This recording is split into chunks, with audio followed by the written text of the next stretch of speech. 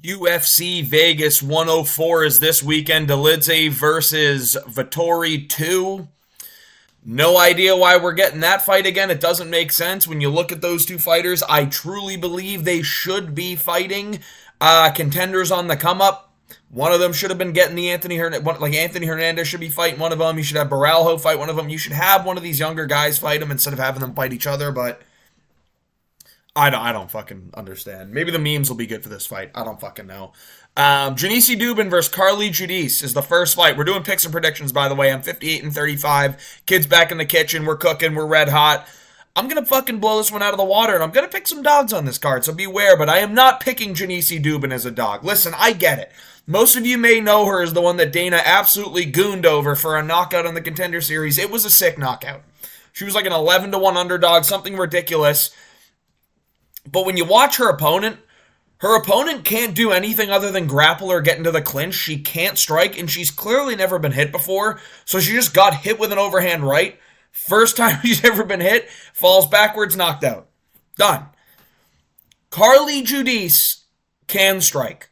I know the 3-2 record is 3-2, but like you look at it, if I remember these correctly, dude, her 3 wins are by knockout. Split decision with Katakachuchi. Close fight that she arguably could have won. Split decision with Gabby Fernandez that she was close, dude. She could have won that fight as well. So I think Carly Judice is absolutely going to take Janice Dubin to school. I think she finds a knockout here. I think she's going to knock out Janice Dubin. Can I really pick a fucking KO? I'm not. I'm picking Carly Judice by decision. And honestly, it's going to be a split.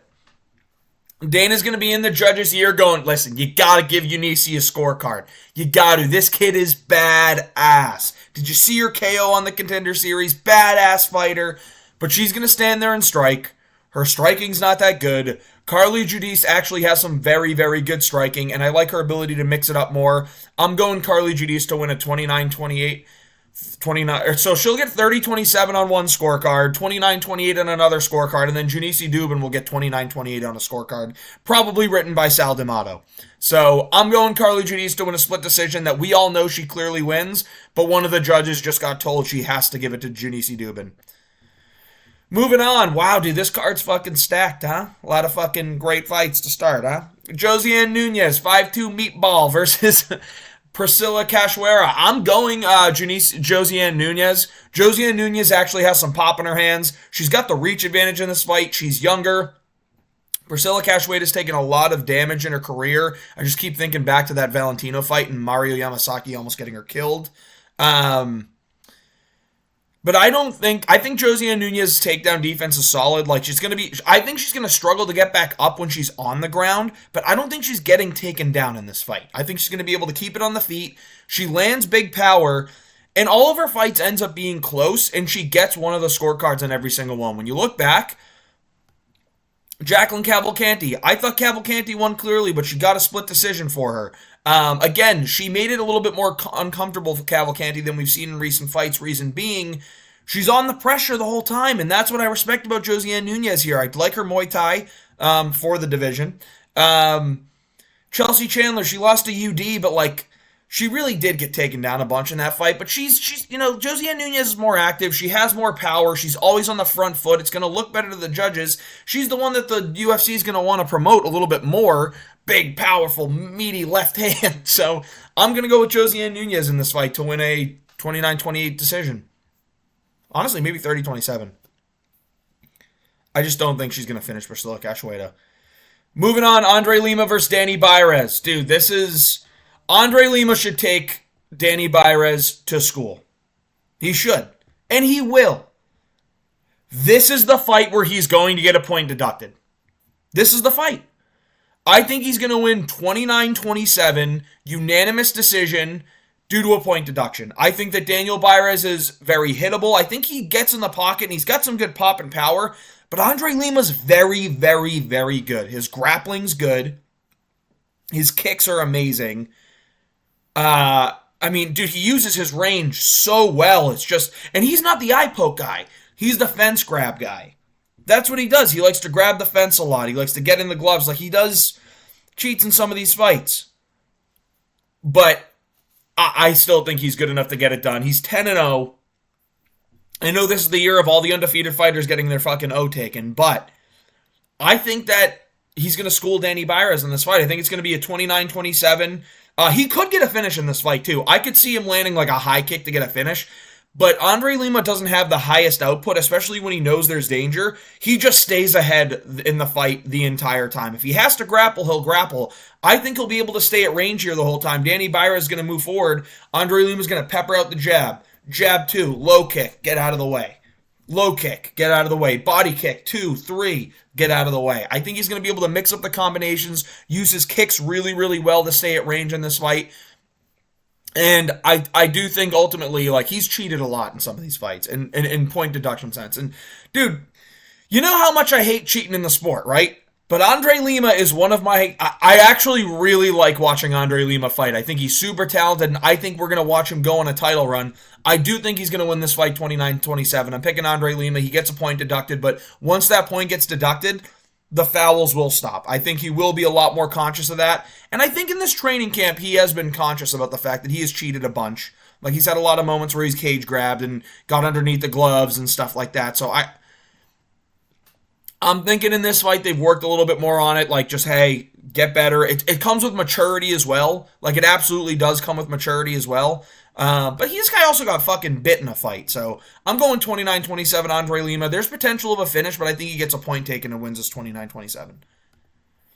Stephanie Luciano versus Sam Hughes. Stephanie Luciano. Cutie pie. She beat Talita Alencar. She drew her the first time. Talita Alencar is not great, dude. She's really not. I remember these fucking fights in the Contender Series, and it was just... Cardio was eventually an issue for Alencar, I think, and Stephanie Luciano's striking was very, very good. There's ability for her to get held up against the cage here. I'm going to go with Stephanie Luciano to win a 29-28 decision. I just think she's the one the UFC would prefer to win. Even though this is a tricky fight for her. Sam Hughes does go into some tricky fights, man. She just beat Victoria Dudakova. You know what? I'm going underdog Sam Hughes here. I think Luciano does a great job and has continued to get better. Yeah, I'm going to go with Sam Hughes to win this one, but she might get robbed. That's my thing here. This is my thing. I think Sam Hughes... I'm going to pick Sam Hughes. I think she's going to go out there and win the fight. She could get robbed, though. She absolutely could get robbed. So this is, again, one of those you stay away from or you bet on a split decision to happen. I think Stephanie Luciano's striking is much better, and I think her takedown defense has gotten much better. But Sam Hughes is a better opponent than Talita Alencar, and she fought Talita Alencar twice. She kind of knew what she wanted to fight. Meanwhile, Sam Hughes, she mixes things up. She'll throw the strike, she'll go to the grappling, she'll hold you against the cage, she'll trip your leg out, and she'll hold position for that round. Sam Hughes finds ways to win rounds. She's fought against better opponents. I like Stephanie Luciano. She's very cute. She's good. She's 25. She's going to continue to work and get better. I got a weird feeling this is just one of those fights that Sam Hughes pulls off an underdog win. But when you look at Sam Hughes' career, it's like win one, lose one, win one, lose one. I can see a robbery going to... I don't know who I want to take in this fight. I really don't. I'm going to pick Sam Hughes. I don't like it, but I'm going to pick Sam Hughes. Dude, I have a gut feeling right now. Someone's telling me don't... Something in my head is telling me don't pick Sam Hughes. She's going to get robbed. You know what?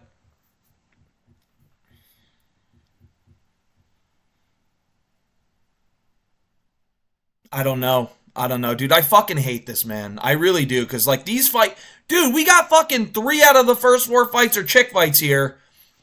How the fuck am I supposed to pick when they're toss-ups every time? It's just ruining my record.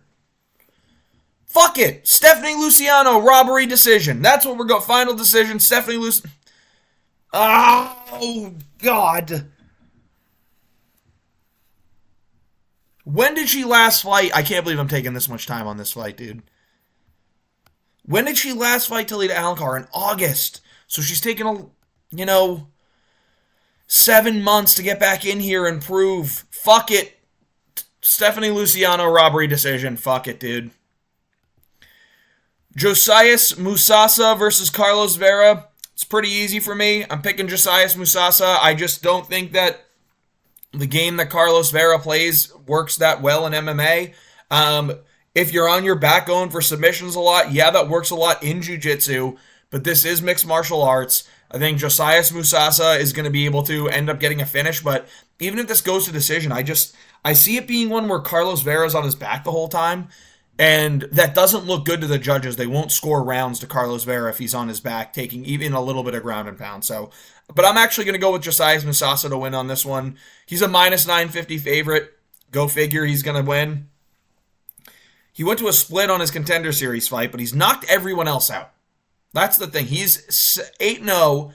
His only fight in the Contender Series went to a decision. I actually don't think he's that great. I'm going to be real. I don't, but he's got pop. I actually think he might have lost that Contender Series fight, if I'm being honest as well. But he's got pop. I'm going to go with Josias Musasa to win by knockout in this one. I just think Carlos Vera's knockoutable. So I'm going Josias Musasa to win by knockout. Moving on. Seung Young Yu versus AJ Cunningham. I'm picking AJ Cunningham, dude. I got a weird feeling that we're getting a big underdog win here. I think AJ Cunningham's going to be able to stay on the feet for a lot of this fight, use his jab, and I just was not impressed with Seung Young Yu's performance in his last fight. Like, yeah, he's going to try and wrestle. I just think that these guys aren't as good. Like, Gillespie? Dude, this fight was dog shit. The fight that he had with Gialisi, whatever his fucking name is, Gialisi, I think his name is. How far down was this fucking fight? Right here. He won dominantly in the grappling, but like, he wasn't holding the fight there the whole time. He was using a lot of his striking, and his striking looked god awful. This was such a shit fight, dude. And I'm not picking Seung Young Yu based off of that, dude. He's gone to so many close fights with some lackluster competition. AJ Cunningham, yes, what do you know him for? Getting fucking wheel kicked by Ludovic Klein. I get that. But it's Ludovic Klein. He knocks out other fighters. He lost to Steven Nguyen on the Contender Series, yeah, but Steven Nguyen's got some pop and some power in there, and AJ Cunningham had some good moments in that fight. He's able to go out there and get wins sometimes. Like, he's 11 and... Again, he's been knocked out twice, but by decent competition. He's got submissions, so he can submit this fight if he goes to his back. He's the taller fighter. He's the lankier fighter.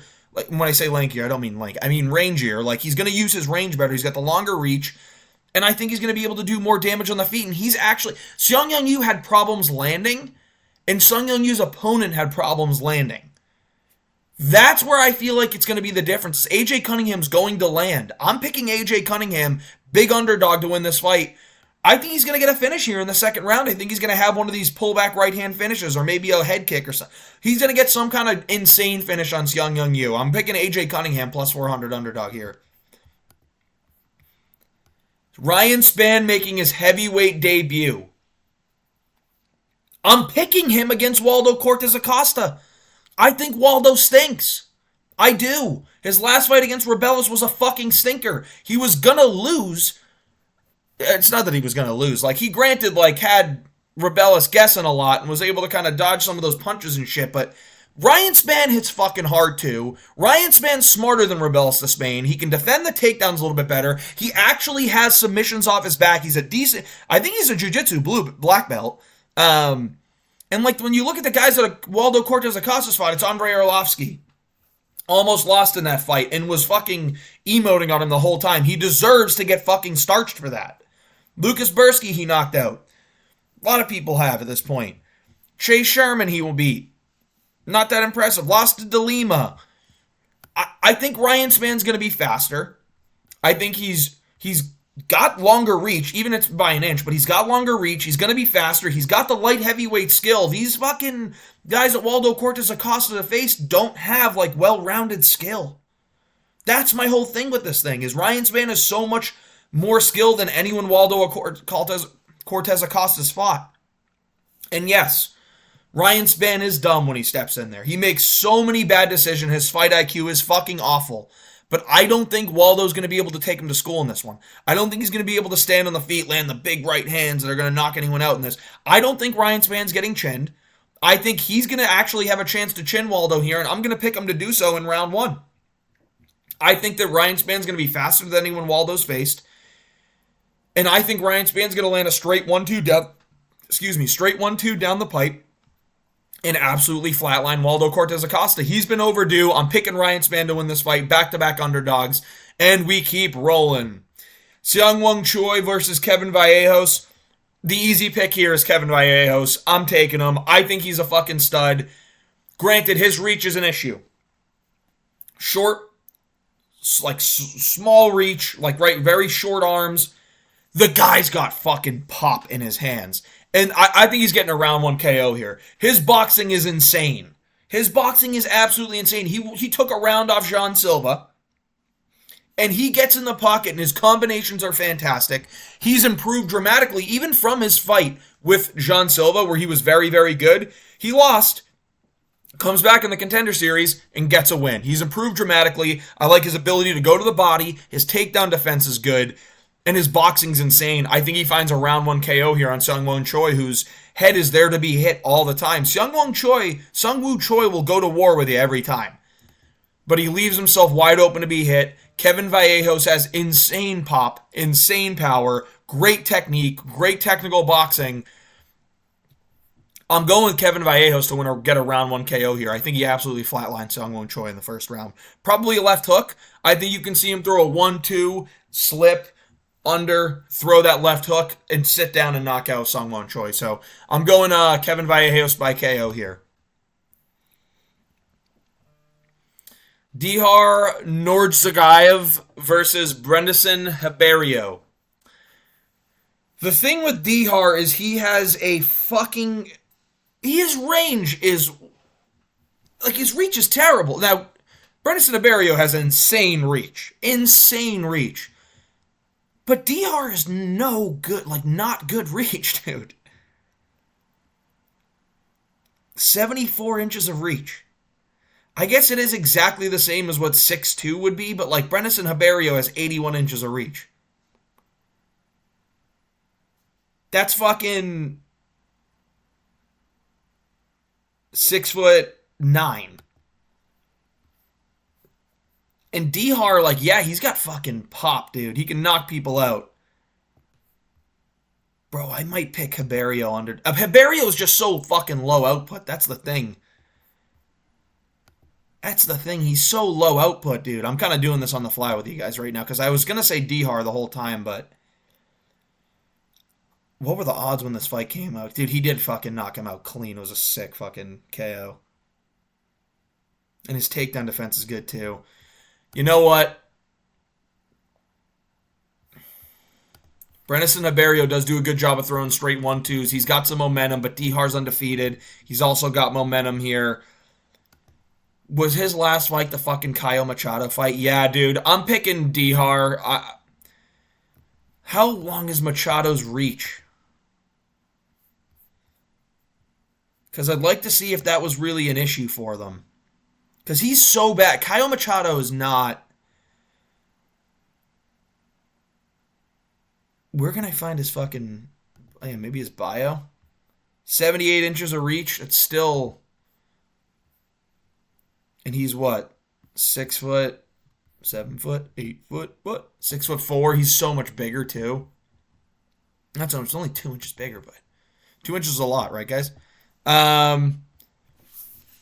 Fuck, man. I'm going Dihar. I think I just think Brendan Haberio is super hittable. He has crazy power. He can get a flash knockout here. He has insane range, but I just think Dihar is going to be able to find his chin and knock him out. Probably in the second round. I'm going to go round 2 KO for Dihar. Damone Blackshear versus Cody Gibson. I'm going to pick Damone Blackshear. I just think he's a super, super talented fighter. He got flash KO'd by Montel Jackson. Yes, I understand that. But bounced back in his last fight. Got a good win, submission over Cody Stamann. Damone Blackshear's grappling is very, very good. He arguably beat Mario Batista. He just got flash KO'd in a couple seconds by Montel Jackson. It's kind of hard. Like you get KO'd in the first 18 seconds. You didn't get to show anything in the fight. It's not a knock on like him being shit because he's not. He's a very, very good fighter. It's just he got KO'd. He got caught. That's how it happens in the first round. And I think Cody Gibson, while he has continued to get better in his career, he's still 37 years old. I don't think he has necessarily a striking advantage here, and I know he doesn't have the grappling advantage. So I'm going to pick Damone Blackshear to get this one done. I think he can find a submission. I think that Cody Gibson's going to get hurt on the feet, shoot a bad takedown, and Damone Blackshear is going to be able to jump a guillotine or like a Japanese necktie, something crazy, like a front choke. Essentially, is what I'm going with. Round 2, round 1, Damone Blackshear, submission. Alexander Hernandez versus Kurt Holobaugh. I think Kurt Holobaugh is pretty overrated. Again, he's tough. He's gritty. He survives. Like he's a hard guy to finish. He's always surviving through the thick and the thin, but he's been pretty inactive. Like, it's actually not that inactive. It's been about 8 months since he's last fought. Yeah, 8 months. He lost to Trey Ogden. Trey Ogden's pretty good. He submitted Austin Hubbard. He's on a little bit of a fucking win streak here. I will say that, but I'm going to expect that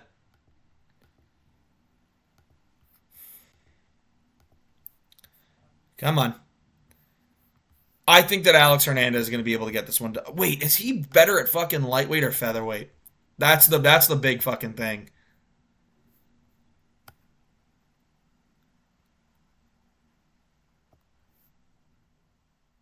He's better at lightweight. He wins at lightweight. He doesn't win fucking featherweight. So I'm going to go with Alex Hernandez to win this fight. I think he's going to be able to win a decision here, 29-28. Doing more damage. Visible damage is going to be key here. Landing more volume. I think Kurt Holobaugh is going to win round 3 after Alex Hernandez inevitably gasses out. But I'm going with Alex Hernandez to win the first 2 rounds. Elizeu Zaleski dos Santos versus Chidi Njokuani. I love Elizeu. I think he's a great fighter. Listen, age, I'm going to talk about age here, but like, realistically, Chidi's also very old. Like, he's 36. Elizeu's 38. I love the capoeira style. I love his kicks. I love his grit, his toughness. I don't think he's getting finished here, but I'm going to pick Chidi to win here. I think he's going to be able to have moments where he's able to outgrit Elizeu. And no one outgrits Elizeu, but I think he's pretty good, dude. He uses his range really, really well, and when he gets in the pocket, even though Elizeu's great at landing those hooks and hurting people, Chidi Njokuani does a great job of landing those elbows. He can push you up against the cage and land elbows in the clinch, spam knees. His Muay Thai is getting consistently better, and even at the age of 36, he's got pop, he's got power. I'm picking Chidi to win, but I think this is a very close fight. I'm going Chidi Njokuani, 29-28 split decision here. I think he wins this fight. I think it's going to be very, very close, though, but I'm picking Chidi as the underdog. Moving on. Marvin Vettori versus Roman Dolidze. Now, this fight already happened, but I thought Roman had a very close fight in the first one. I guess Marvin kind of edged it a little bit, but I'm going to pick Roman Dolidze here. And I think he's going to win a decision. I think that Marvin Vettori is just going to not land enough damage. Like, he's going to land more strikes. Don't get me wrong. He'll land the jab, he'll land the 2, but nothing else significant. Like, if he tries to shoot a takedown, it's not working on Dolidze because Dolidze will tie him up into a pretzel. He just will. Now, Vettori's not going to get knocked out by Dolidze, but Roman Dolidze's going to land a couple of big right hands that get you going, oof. And Dolidze's gotten so much better as of recently. Every fight he's going in, he's getting better, and I get he's older, but he is drastically improving. I think he's going to have the power advantage here, even though that doesn't matter with Marvin Vettori. He's going to have the power advantage. The shots are going to sound louder, they're going to look crazier, the big overhand's going to land, Vettori's going to land some volume, but Dolidze's going to be able to mix in the kicks. Dolidze's going to be the one that pushes this against the cage, lands knees, lands elbows. I think Dolidze ends up getting a 48-47 decision here. I'm picking Roman Dolidze, an underdog, to win in the main event in the rematch. It's a close fight, but I don't understand why this fight's happening.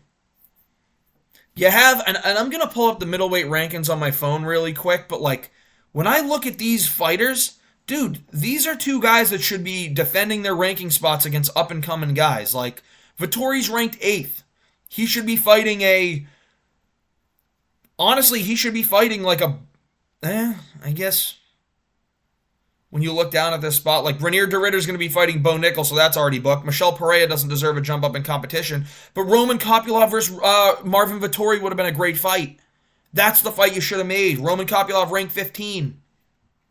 You have, honestly, Roman Dolidze ranked 12. He's coming off a couple fight win streak. You can have him go up and fight a fucking Anthony Hernandez just fought, but you could have like Roman Dolidze fight Paulo Costa. Like that's a good matchup. Paulo Costa, Roman Dolidze. Roman Kopylov versus Marvin Vettori. You could also have Roman Dolidze fight Caio Borralho, just so Borralho gets another win on his record. He's staying active, and it's like, this guy's got constant win streak. Look at all the guys he's beaten. It's just, or you could even have like Marvin Vettori be the guy to take on the up-and-coming Bo Nickel, even though Renier de Ridder's already doing it. You can have Marvin Vettori or Roman Dolidze take on the Joe Pyfer instead of doing a Kelvin Gastelum fight. Those are the kind of fights that I think they should have been making. They just didn't. They ended up making this rematch. So I guess we'll see what happens. I'm picking Dolidze as the underdog. Got a couple of dogs on this card. Let's just run through it again because it got confusing when I got stuck on Luciano versus fucking Hughes. I went Dolidze, underdog. Chidi, underdog. Alex Hernandez, Damone Blackshear, Dihar, Kevin Vallejos, Ryan Spann, underdog. AJ Cunningham, underdog. So I got, 5 underdogs in this card? 1, 2, 3, 4. 4. Musasa, Luciano, Lima, Nunez, Judice. Those are the picks. Hope you enjoyed the content. If you did, please like and subscribe. This is not an exciting card, man. I get it. It is what it is. It's St. Patty's Day. I'm going to be real, dude. I'm going to be out fucking drinking all of St. Patty's Day, so when I watch the fights, I'll be fucking bombed, but I'll watch them again on Sunday to make sure that I have everything right, and we'll do that recap video for you. Thanks for watching.